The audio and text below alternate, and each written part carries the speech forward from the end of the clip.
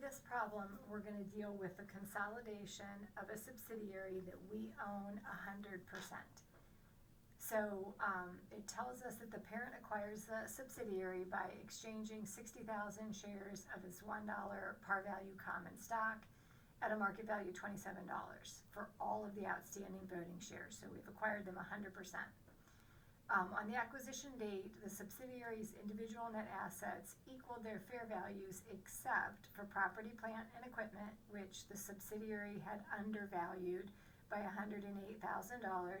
The depreciation will end up being $9,000 a year. The subsidiary has an unrecorded patent that is fair valued at $288,000, which we will amortize for $36,000 a year. And any difference goes to goodwill. So that's just a long way of saying goodwill. So then here we have at the end of the year. So they acquired them on January 1st of 2022. Now it's the end of December. At the end of that same year, we have our parents' balance sheet, income statement, and statement of retained earnings, and we have the subs. So they'd like us to prepare the journal entry to record the acquisition of the sub. So if we look over here at my notes, I did that in A. So we debit the equity investment for $1,620,000, and that is the purchase price. So 60,000 shares at the $27 market value give us the $1,620,000. We put it into common stock at the par value, which is $1 per share, and then the remainder goes into paid-in capital. Okay, then I map out what is over here because it'll help us build some of these future requirements. So even though it doesn't specifically ask us to do that in our A through E, I do it just so we can see it kind of spelled out. So that purchase price is the 60,000 shares at $27, so $1,620,000. And then we're going to subtract out the book value of the sub. So how do we determine the book value? It's their common stock, their paid-in capital, and then their beginning of the year retained earnings, again, because we bought them on January 1st. So $135,000, $180,000, and $720,000 give us $1,035,000 as our book value. So again, we paid more than that. So when we pay more than that, it's called an acquisition accounting premium, and it's for the difference, so $585,000. And then you question to say, well, what did they pay for? Why did they pay this additional $585,000? So that's what's given to us in the second paragraph. So we have property, plant, and equipment is really $108,000 higher than the book value. And then we have the patent that is not even recorded, probably because the subsidiary created it, but we're purchasing it now, so we can value it. And it's $288,000 market value. And then it tells us the remaining difference goes to goodwill. So then I just plug that. So $585,000 minus the $108,000 minus the $288,000 gives us goodwill of $189,000. So again, that helps me. And then notice in red, I put like these will help me create the E entry. These will help me create the A entry. And then I put the depreciation off to the side since they gave us that in the problem. Then I go back to the requirement, so B, show the computations to yield the equity income. So I call that reconciling the equity income. So we know that the subsidiary company has $180,000 of net income, but related to that, the parent has $135,000 on their income statement. That is the sub's net income. So we want to figure out, well, what adjustments were made to get it from $180,000 down to $135,000. So the adjustments are the depreciation of those acquisition accounting premium assets. So we have an additional $9,000 of depreciation that we need to record, and then we have an additional $36,000 of amortization that we need to record as a result of this acquisition. So those will be subtracted from the sub's net income to equal the equity income. And then we double check it and say, yes, we tie out, so we're doing good. Then C says, okay, now show the computations to yield the equity investment. So if you go to the parent's balance sheet, they currently have an equity investment valued at $1,701,000. So that represents their investment in the sub. Well, we want to know how we created that total, because in consolidation, we're going to have to eliminate it.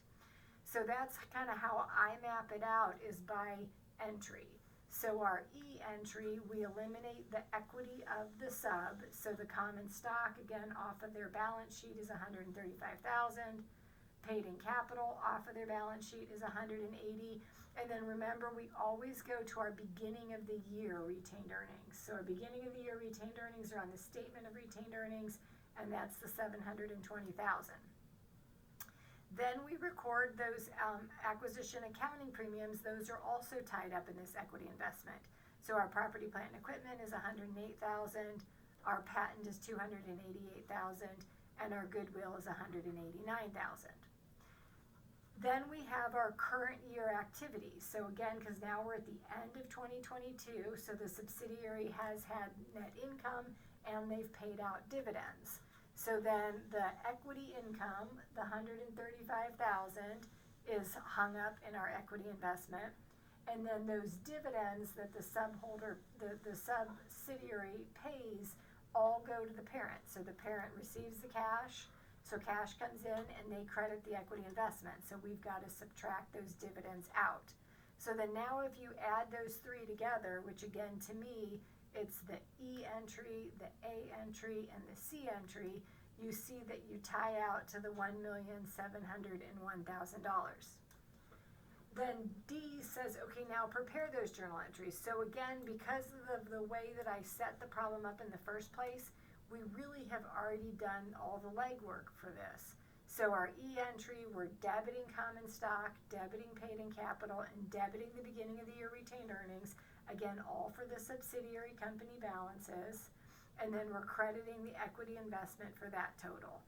We are adding value to the property, plant, and equipment. We are creating the patent, and we are creating goodwill. So those are all debits. And then we credit our equity investment for the amount of that acquisition accounting premium. Then we're going to eliminate the equity income, because again, we're letting the sub's net income run through these consolidated statements. We cannot also have that equity income in there. So we're going to debit that. We're going to credit out the dividends that they paid, because again, all those dividends came to the parent. And then the net balance is a credit to the equity investment. Then our final entry is to record the depreciation on that property, plant, and equipment, and the amortization on that patent. So we debit operating expense, and then we credit the property, plant, and equipment, and then the patent for the amortization. Then down below we show it going in, but I realized as I pulled this up, my bottom half of my balance sheet is missing. It only impacts the one entry though, so I will just kind of verbally say it. But as you look at this though, eventually when we get to an Excel project that you're going to have to complete, this is what I want your Excel to look like. I want it to be nicely formatted. I want all of the journal entries to be color-coded and labeled. So use this as your example, but then we'll go through it to say, okay, we've got our parent and our sub, and we are adding those together and then adjusting them for any of these consolidating entries. So sales, obviously, there's no adjustments yet, so we just add that straight across. Same with cost of goods sold, etc. So then now we'll just look through all of those journal entries. So our E entry, what would be down here in the bottom half, which I apologize again is missing, would be our common stock and our paid in capital. So those are the, go back up here, those are the debit of $135,000 to common stock, debit of $180,000 to the paid in capital.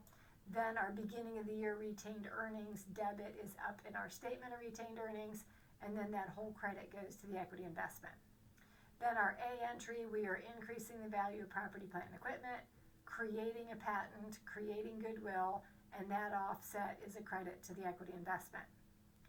Then our C entry is a debit to our equity income, and then a credit to our dividends. Again, we're eliminating those completely, and that offset is a credit to our equity investment. And then we can see as we come over here, we have zeroed that equity investment out, which is our goal, and up here we've zeroed our equity income out, which is also our goal.